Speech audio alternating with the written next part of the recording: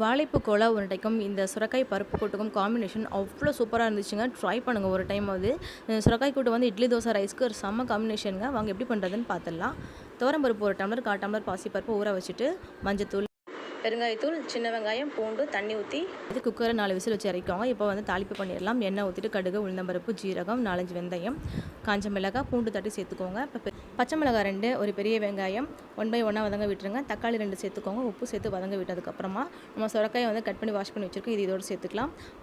Cut பண்ணி சேர்த்துட்டு வதங்க விட்டுருங்க. வதங்கினதுக்கப்புறமா கொஞ்சம் லைட்டாக தண்ணி ஊற்றி மூடி போட்டு ஒரு 5 நிமிஷம் வேக வச்சுருங்க. சுரக்காய் சீக்கிரமே வெந்துடும். இப்போ வேக வச்ச பருப்பு இதோட சேர்த்துட்டு கொஞ்சம் தண்ணி ஊற்றிட்டு மூடி போட்டு ஒரு 5 நிமிஷம் கொதிக்க விடுங்க. இப்போ அந்த பருப்போட பச்சை ஸ்மெல்லாம் போயிடும். இப்போ வந்து தேங்காய் துருவல் ஒரு 1/4 மூடி சேர்த்துக்கலாம். தேங்காய் வந்து அரைச்சி சேர்க்குறதுக்கும் துருவி போட்டு சேர்க்குறதுக்கும் நிறைய டிஃப்ரெண்ட் இருக்குது. இப்போ ஒரு 2 நிமிஷம் கொதிக்க விடுங்க. அப்போ அடுப்பை ஆஃப் பண்ணிவிடுங்க. இப்போ அவ்வளோதாங்க, சுரக்காய் கூட ரெடி ஆகிடுச்சு. கொத்தமல்லி தழை தூவி சர்வ் பண்ணுங்கள். ட்ரை பண்ணுங்கள், என்ஜாய் பண்ணுங்கள். தேங்க்யூ.